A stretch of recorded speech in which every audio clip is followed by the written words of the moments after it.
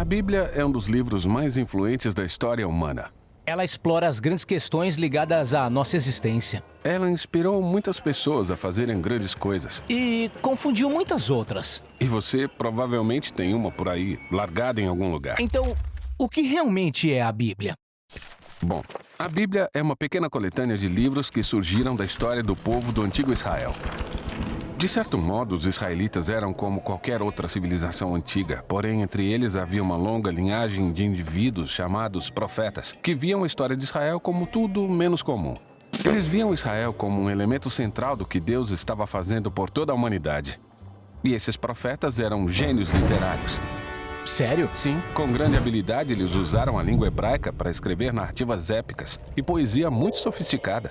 Eles eram mestres de metáforas e histórias. E utilizavam tudo isso para explorar grandes questões que envolvem a vida, a morte e as dificuldades humanas.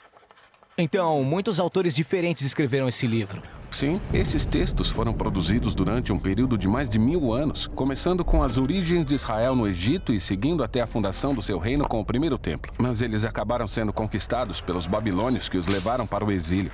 Depois, em um momento crucial na sua história, muitos israelitas voltaram para sua terra. Eles construíram o segundo templo e reformaram sua identidade. Foi aí que as escrituras judaicas começaram a se tornar naquilo que conhecemos hoje. Certo, a Bíblia judaica. E o que ela contém? Bom, em hebraico ela é designada por uma sigla, Tanakh. O T representa a Torá, às vezes chamada de a Lei. Esses são os 5 livros da história da fundação de Israel. O N representa Nevhem, a palavra hebraica para profetas. Esses são os livros históricos que contam a história de Israel do ponto de vista dos profetas. Depois temos os livros poéticos dos próprios profetas. O K é a abreviação de Ketuvim, a palavra hebraica para escritos. Essa é uma coleção diversificada de livros poéticos, livros de sabedoria e outras narrativas. E os judeus acreditam que Deus fala com seu povo por meio de todas essas obras literárias. Existem outros textos judaicos produzidos durante o período do Segundo Templo também.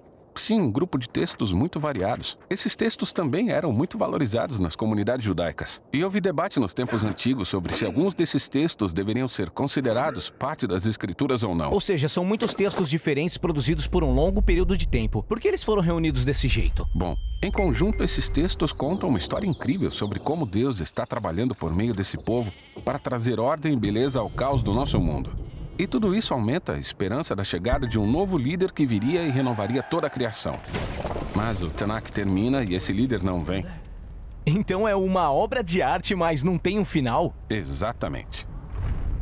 No entanto, poucos séculos mais tarde, entra em cena um profeta judeu chamado Jesus de Nazaré.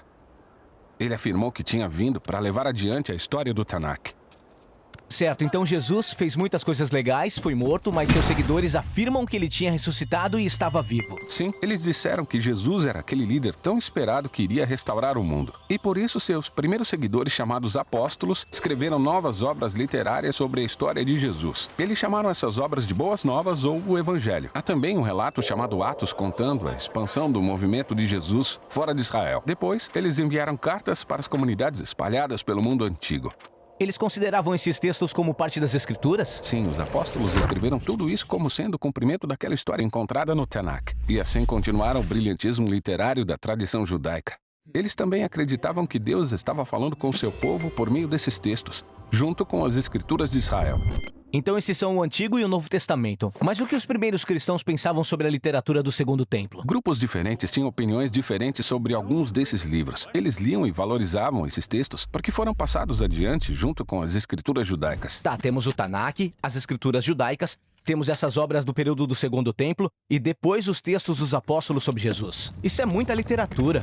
Então, o que está dentro da minha Bíblia? Bem, o movimento cristão assumiu diferentes formas ao longo desses 2000 anos. Desde o início, todos os cristãos reconheceram o Tanakh e o Novo Testamento como escritura sagrada. E durante séculos, grande parte da literatura do Segundo Templo foi lida como parte da tradição bíblica. Após algum tempo, a Igreja Católica oficializou alguns desses livros e os chamou de livros deuterocanônicos. Algumas igrejas ortodoxas usavam até mais livros dessa literatura do Segundo Templo. Mas no século XVI, durante a Reforma, os cristãos protestantes quiseram voltar aos textos antigos dos profetas e apóstolos e aceitaram somente o Antigo e o Novo Testamento. Legal. Acho que entendi. Mas como uma coleção de livros produzida ao longo de milhares de anos por todos esses autores pode contar uma única história?